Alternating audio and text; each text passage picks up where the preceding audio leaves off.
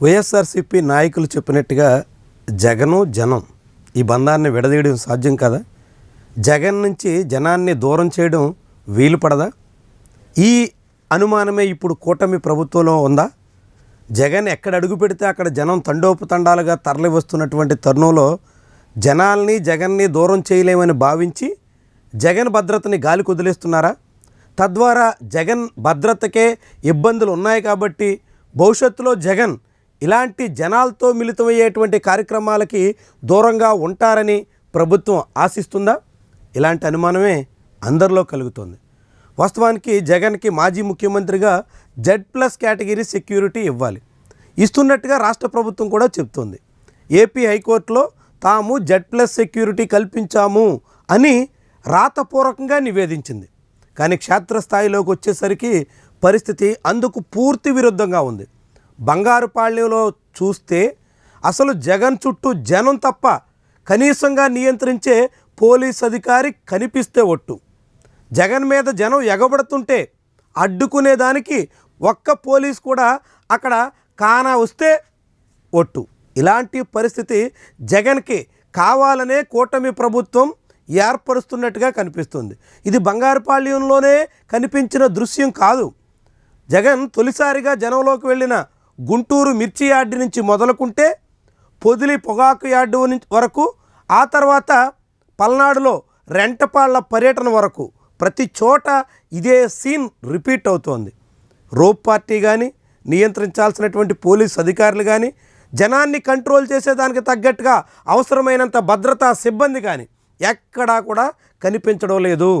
నిబంధనల ప్రకారంగా Z+ కేటగిరీలో ఉన్నటువంటి ఎవరైనా ఒక నాయకుడికి పూర్తి స్థాయిలో భద్రత ఏర్పాటు చేయాల్సి ఉంటుంది. రోప్ పార్టీ నిత్యం అందుబాటులో ఉండాల్సి ఉంటుంది. రోప్ పార్టీతో పాటుగా దాదాపుగా 50-60 మంది కనీసంగా సిబ్బంది అక్కడ ఉండాల్సి ఉంటుంది. 50-60 మంది మాట పక్కన పెడితే 4-5 కూడా ఉండడం లేదంటే ఏ రీతిన సాగుతున్నట్టు? ఎందుకు ఇలా వదిలేస్తున్నట్టు? ఇదే ముఖ్యమైనటువంటి ప్రశ్న. ప్రభుత్వం జగన్ కోసం మాటలు ఎన్ని చెప్పినా, కోర్టులో ఎన్ని నివేదికలు ఇచ్చినా క్షేత్రస్థాయిలోకి వచ్చేసరికి ఎటువంటి సెక్యూరిటీ కల్పించకూడదు అని దాదాపుగా నిర్ణయించుకుంది. జగన్ సెక్యూరిటీ విషయంలో గాలికి వదిలేస్తున్నట్టుగా కనిపిస్తోంది.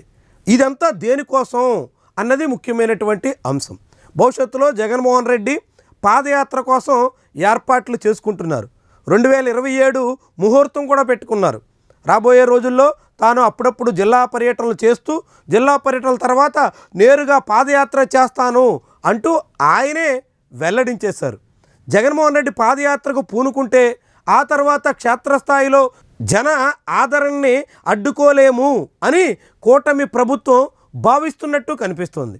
జగన్కి జనాదరణ నియంత్రించాలంటే తను జనాల్లో రావడానికే వెనుకడుగు వేసే పరిస్థితి ఉండాలి అని భావిస్తున్నట్టుగా కనిపిస్తుంది. జనాల్లో సెక్యూరిటీ కారణంగా తాను చాలా పరిమితంగా సాగేదానికి తగ్గట్టుగా ఆయనే వెనకడుగు వేయాలి అని కూటమి ఆలోచిస్తున్నట్టు, అభిప్రాయపడుతున్నట్టు, అంచనా వేస్తున్నట్టు స్పష్టమవుతుంది. అలాంటి ఆలోచనతోనే భవిష్యత్తులో జగన్మోహన్ రెడ్డి కార్యక్రమాల నియంత్రణ కోసం తగ్గట్టుగానే ఈ సెక్యూరిటీ ల్యాప్సెస్ని చాలా క్లియర్గా క్రియేట్ చేస్తున్నట్టు కనిపిస్తుంది. వాస్తవానికి ఇవన్నీ యథాలాపంగా అప్పటికప్పుడు వచ్చినవి కాదు. ప్రభుత్వం ఉద్దేశపూర్వకంగా ఇలాంటి సమస్యను క్రియేట్ చేస్తున్నట్టు అందరికీ అర్థమవుతుంది. బంగారుపాళ్యంలో జగన్ పర్యటన ఉంటుందని తెలుసు. పర్యటనకు అనేక ఆంక్షలు పెట్టింది కూడా పోలీస్ అధికారులే. అదే సమయంలో బంగారుపాళ్యంలో 3 ఎస్పీలు అక్కడ తిష్ట వేసిన సంగతి కూడా చాలా క్లియర్. ఏకంగా అన్నమయ్య, చిత్తూరు, తిరుపతి జిల్లాల ఎస్పీలు అదే ప్రాంతంలో ఉండగా అక్కడ జగన్ మీద జనం పడుతుంటే నియంత్రించడానికి పోలీస్ సిబ్బంది లేరంటే ఏం చాటుతున్నట్టు?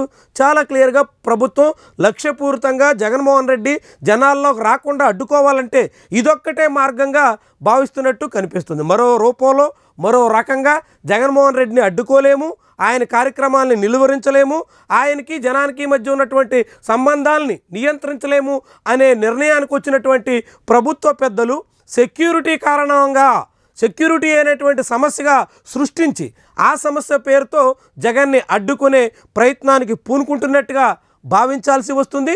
మరి దీనికి జగన్మోహన్ రెడ్డి ఏ రీతిన పరిష్కారం వెతుక్కుంటారు, ఏ రీతిన తన సెక్యూరిటీ విషయంలో తనే జాగ్రత్త పడతారు, తన భద్రతకి సంబంధించి ఎటువంటి ప్రమాదం తలెత్తకుండా తాను ముందు జాగ్రత్త చర్యలు ఏ మేరకు తీసుకుంటారు అన్నది భవిష్యత్తులో జగన్ కార్యక్రమాలని నిర్ణయించబోయేటువంటి ప్రధానమైనటువంటి అంశం.